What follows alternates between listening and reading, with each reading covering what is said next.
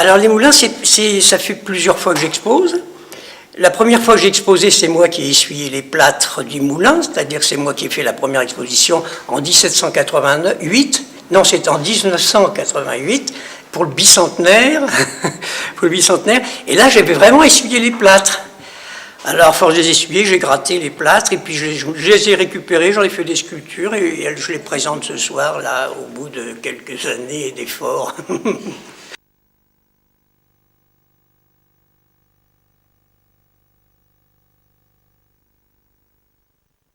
Il n'y a pas de grande architecture, de grande société sans les sculpteurs qui sont des hommes d'épopée. Vous regardez toujours les grandes épopées, les Égyptiens, les Grecs, les Romains, Napoléon, il y a toujours des sculpteurs qui sont là autour pour concentrer la symbolique d'une société et la force qu'elle développe, qu'elle soit guerrière, meurtrière ou harmonieuse ou religieuse.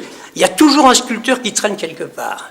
Alors j'ai quelques nus là, parce que je pense que si Dieu existe, il n'a rien fait de mieux, hein, il n'a rien fait de mieux que les femmes.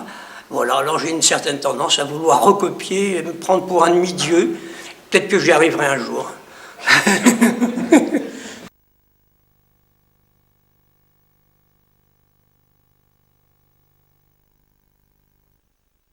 Je suis arrivé à un matériau qui me plaît beaucoup, c'est le bitume, qui n'a apparemment pas de couleur, mais qui finalement, traité d'une certaine façon, peut donner un relief. En fait, ce sont des peintures de sculpteurs. Hein, ce sont des peintures de sculpteurs. Et je me trouve très à l'aise parce qu'il y a un rapport de force.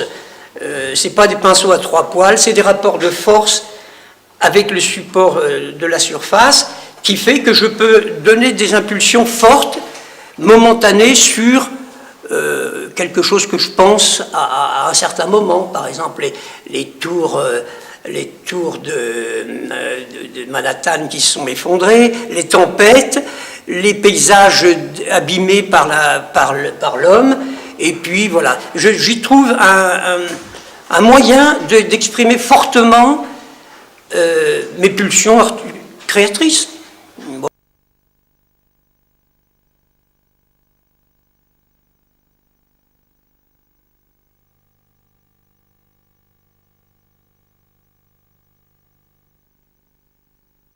Couper sciemment la tête à quelqu'un, bon, on l'a fait à la Révolution, je pense qu'il y a de quoi avoir un peu honte, mais Badinter, il a réussi au bout de 200 ans à ce que l'idée germe dans les esprits. D'ailleurs, j'ai fait un hommage à Badinter, parce que je trouve que quand on met un drap sur la guillotine, on a fait un acte humain extraordinaire. Voilà, donc c'est l'œuf symbolise la vie, hein, et devant la guillotine, quand on coupe une tête, on coupe un œuf, et quand on coupe un œuf, on coupe une tête.